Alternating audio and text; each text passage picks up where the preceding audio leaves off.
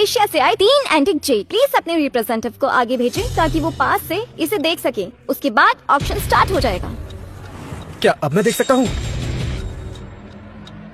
Richard, तो ये तुम्हारा नया रिप्रेजेंटेटिव है। इसे एंटिक जेड के बारे में नॉलेज है भी? डैड, इसकी मेडिकल स्किल्स तो कमाल की हैं, लेकिन जेड के बारे में इसे नॉलेज कैसे हो सकती है? नीना, टेंशन मत लो। इस बिजनेस में जितने लोगों को मैंने देखा है, शॉन उनमें बेस्ट है। कितना कमाल का लड़का है। अगर ये लिली ब्राउन से एंगेज ना होता तो मैं इसकी शादी तुमसे ही करवा देता बेटा। डैड, बस भी कीजिए।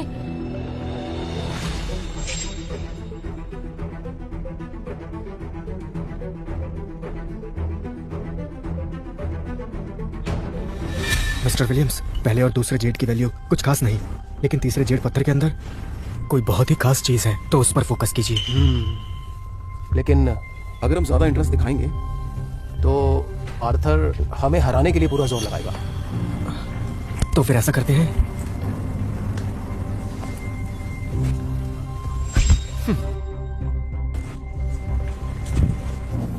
पहला जेड जो व्यूइंग विंडो में दिख रहा है वो एक ग्लास टाइप येलो जेड है। इसकी कीमत है 1 करोड़ रुपए। आप बोली लगाइए। 1 करोड़ 5 लाख, 1 करोड़ 8 लाख, 1 करोड़ 9 लाख, 1 करोड़ 10 लाख, 1 करोड़ 15 लाख। रिचर्ड इसे लेने के लिए बहुत बेचैन लग रहा है। शायद उसे यही जेड सबसे कीमती लगता है। 1 करोड़ 16 लाख। आर्थर, तुम जानबूझकर मेरे खिलाफ बोली लगा रहे हो। 1 करोड़ 19 लाख, 1 करोड़ 20 लाख।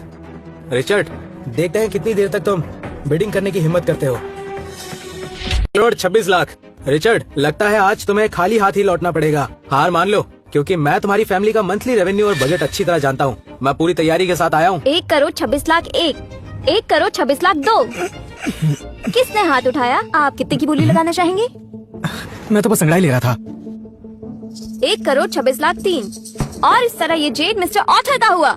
रिचर्ड, जीतने देने के लिए शुक्रिया। मैं और तुम एक दूसरे के बिजनेस में ही नहीं बल्कि इस ऑक्शन में भी नंबर 1 कॉम्पिटिटर हैं। इस ऑक्शन की तरह एक दिन इलेक्शन में भी तुम्हें हराऊंगा। मिस्टर आर्थर ने तो इस ऑक्शन में मिस्टर विलियम्स को भी पीछे छोड़ दिया है, तो हम सब कैसे जीत पाएंगे? डैड, जो पहला पीस हमें चाहिए था वो हम हार गए। अब कुछ भी करके हमें ये दूसरा पीस लेना ही होगा, वरना हम खाली हाथ घर जाएंगे। अब पेश है दूसरा एंटिक जेड जो बेशकीमती है, जिसमें से सूरज की रोशनी आर पार गुजर जाती है। इसकी कीमत 2 करोड़ है। 2 करोड़ 1 लाख। नमस्ते। अगर आप लोग बुरा ना माने तो मैं एक छोटा सा फेवर चाहता हूँ। मैं इस जेड को खरीदना चाहता हूँ। अगर आप लोग थोड़ी देर के लिए बोली ना लगाएं तो मैं आप सबको एक बड़ा इनाम दूंगा। तुम्हारी मदद कौन करेगा? आखिर तुम हो कौन? 2 करोड़ 20 लाख। आप क्या करोगे? आर्थर, तुम बहुत पछताओगे। मैं तुम्हें अच्छा सबक सिखाऊंगा। 2 करोड़ 20 लाख 1, 2 करोड़ 20 लाख 2, 2 करोड़ 20 लाख 3। मुबारक हो, दूसरा जेड भी मिस्टर ऑथर का हुआ। तुम मेरा मुकाबला कभी भी नहीं कर सकते। अब तीसरे जेड की बारी है। ध्यान रखें, ये अब आपका आखिरी मौका है। आप अब इस जेड को ले सकते हैं। इसकी कीमत है सिर्फ 30 लाख। तो बड़ा चढ़ाकर बोली लगाइए। शॉन, हमारे हाथ से वो जेड निकल गया। अब हम क्या करें? और कोई रास्ता नहीं है। ये आखिरी जेड ही ले लो। सस्ता है तो क्या हुआ? 31 लाख, 32 लाख। 33 लाख। तुम आराम से ले लो। ये बेकार पत्थर, मैंने खुद इसे चेक किया है। इस पत्थर के तो मैं 33 रुपए भी नहीं दूंगा। उस पर बस एक ग्रीन लाइन है। ये पैसे की बर्बादी है। मिस्टर आर्थर की बात गलत हो ही नहीं सकती। अब मैं भी ये नहीं खरीदूंगा। 33 लाख 1, 33 लाख 2, 33 लाख 3। अब ये जेड मिस नीना का हुआ। यस आर्थर, लगता है इस बार तुम ही फंस गए। तुमने बस एक बेकार पत्थर लिया है। आर्थर, तुम्हारा शुक्रिया। तुम नहीं होते तो मैं वह करोड़ों का जेड 35 लाख रुपए में कभी नहीं ले पाता। तुम्हारा शुक्रिया। तुम नहीं होते तो मैं वह करोड़ों का जेड 33 लाख रुपए में कभी नहीं ले पाता।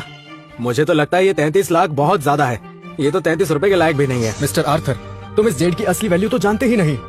तो अब जब ये पत्थर हमारा है तो क्या हम इसे काट सकते हैं? जी सर, अगर आप चाहें तो हम यही पत्थर काट सकते हैं। कमाल हो गया। ये बाहर से ही नहीं अंदर से भी यूनिक है। ये तो ग्लास टाइप जेड है और अंदर से इंपीरियर ग्रीन जेड है। ये सच में बहुत ही बड़ा पीस है। इसका वेट 500 ग्राम होगा। पिछले साल इसी साइज की क्वालिटी का जो इंपीरियल ग्रीन जेड था उसकी कीमत 60 लाख रुपए थी। मतलब मिस्टर विलियम्स ने पहले से ही मिस्टर ऑथर को फंसा रखा था। शुरू से ही उनकी नजर तीसरी जेड पर थी। सच में मिस्टर विलियम तो बहुत तेज निकले। मुझे लगता है ये पूरा प्लान उनके साथ खड़े यंग लड़के ने बनाया है। इसे एंटीक चीजों की बहुत अच्छी नॉलेज है। मिस्टर विलियम्स, क्या आप ये imperial green Z auction house को वापस बेचना चाहेंगे? हम इसके लिए आपको 65 लाख देने के लिए तैयार हैं। ये बकवास बंद करो। ये इतना भी खास नहीं है। अगर इस बेकार से पत्थर से ग्रीन जेड निकला है तो मेरा स्टोन तो और भी बेटर निकलेगा। कट करो इसे। मिस्टर आर्थर, इन्हें कट करने के बाद क्या कहूँ समझ नहीं आ रहा। साहब बताओ, इसकी कितनी कीमत दोगे? मिस्टर आर्थर, वैसे तो अब हमारे लिए किसी काम का नहीं रहा, फिर भी हम इसके 20,000 दे सकते हैं।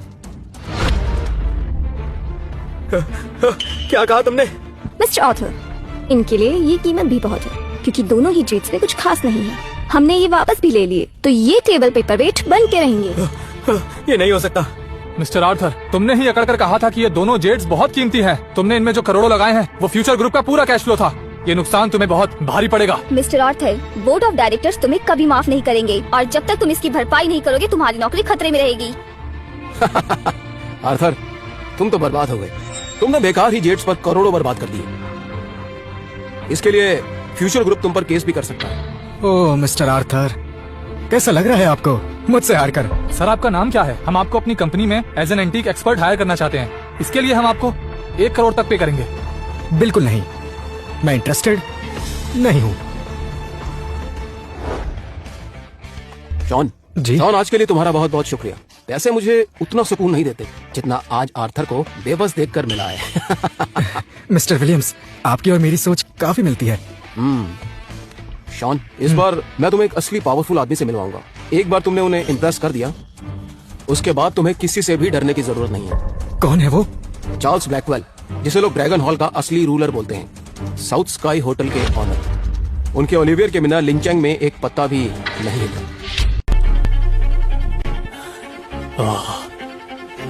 नमस्ते मिस्टर चार्ल्स, यही वो लड़का शॉन है जिसके बारे में मैंने कहा था। इसी ने मेरी नाती की जान बचाई। तो तुम हो शॉन, ठीक है। अगर कभी तुम्हें मेरी जरूरत पड़े तो कह सकते हो। लिंचेंग में सब लोग मुझे बहुत रिस्पेक्ट देते हैं। डैड, आप लगातार सबसे मिल रहे हैं। आपकी तबीयत ठीक नहीं है, आपको आराम करना चाहिए। माफ करना बेटा, मैंने अपनी बेटी को नाजों से पाला है, इसलिए थोड़ी जिद्दी है। मिस्टर चार्ल्स, एक बात बताऊं, आप जल्द ही मरने वाले हैं। क्या कहा तुमने? मैं तुम्हें मार भी सकती हूँ। मार दो मुझे, लेकिन अगर तुमने मुझे मार दिया तो मिस्टर चार्ल्स को कोई नहीं बचा पाएगा। ठीक है, मैं तुम्हें एक मौका दे रहा हूँ। मुझे ठीक करके अपनी बात साबित करो। अगर नहीं कर पाए तो तुम्हारे साथ रिचर्ड विलियम भी मारा जाएगा। शॉन, क्या तुम ये कर पाओगे? मिस्टर चार्ल्स, कुछ दिनों से आपको थकान महसूस हो रही है। आप बार बार बेहोश हो रहे हो। तुम्हें ये कैसे पता? डैड, मुझे तो कोई ये पैसे देकर भेजा हुआ जासूस लगता है। थोड़ी रिसर्च करके कोई भी आपकी हेल्थ के बारे में इंफॉर्मेशन निकाल सकता है। पर मुझे नहीं लगता मिस्टर चार्ल्स आपके पार्शियल पैरालिसिस के बारे में बाहर के लोगों को पता होगा। मेरे पैरालिसिस के बारे में सिर्फ मुझे और ओलिविया को ही पता है, यहाँ तक कि मेरे करीबियों को भी नहीं पता। शॉन बेटा, मुझे माफ कर दो। तुम प्लीज मेरी मदद कर दो। मुझे इनकी बीमारी देख क्यों नहीं रही? आखिर ये कैसे हो सकता है? ये तो बिल्कुल ठीक ही लग रहे हैं। ये क्या है? इतनी जल्दी इनकी जिंदगी 1 साल और कम हो गई, और जो जेड पेंडेंट उनकी कमर पे है उसकी लाइफ 1 साल बढ़ गई। मतलब प्रॉब्लम इस जेड पेंडेंट की है। मुझे समझ आ गया, यही जेड इनकी जिंदगी को खींच रहा है। तुम यहाँ वहाँ क्या देख रहे हो? तुम्हें कुछ आता जाता भी है या नहीं? ये पेंडेंट ही इनकी बीमारी की वजह है। ये तुमने क्या किया? वो पेंडेंट डैड को बहुत पसंद था। वो 3rd सेंचुरी का जेड था। तुमने इसे क्यों तोड़ा? चुप हो जाओ। डैड, आप ठीक तो है ना? ऐसा लग रहा है अभी अभी गहरी नींद लेकर उठा हूँ। बहुत दिनों बाद ऐसी ताजगी महसूस कर रहा हूँ। डैड, आप तो खड़े हो गए और आपके पैर ठीक हो गए। मैं सच में खड़ा हो सकता हूँ बेटी, मैं ठीक हो गया। हाँ हाँ डैड। शॉन बेटा, नहीं मिस्टर शॉन, आज आपने मुझ पर बहुत बड़ा एहसान किया है। आज के बाद आपको कभी किसी चीज की जरूरत हो तो बस मुझे हुक्म दीजिएगा, मैं आपके लिए जमीन आसमान एक कर दूंगा। मिस्टर चार्ल्स, ये सब करने की जरूरत नहीं है। शॉन, तुमने डैड को ठीक कैसे किया? सारे फसाद की जड़ ये पेंडेंट था। ये पेंडेंट तुम्हारे डैड की जिंदगी को पूरी तरह से खींच रहा था। इसलिए मिस्टर चार्ल्स बाहर से बिल्कुल ठीक लग रहे थे, पर उनकी उम्र कम होती जा रही थी। डैड, ये पेंडेंट तो आपको किसी ने गिफ्ट दिया था। लगता है कोई मुझे मारना चाहता था और मेरी मौत का इंतजार कर रहा था। हमें कुछ लोगों पर नजर रखनी होगी।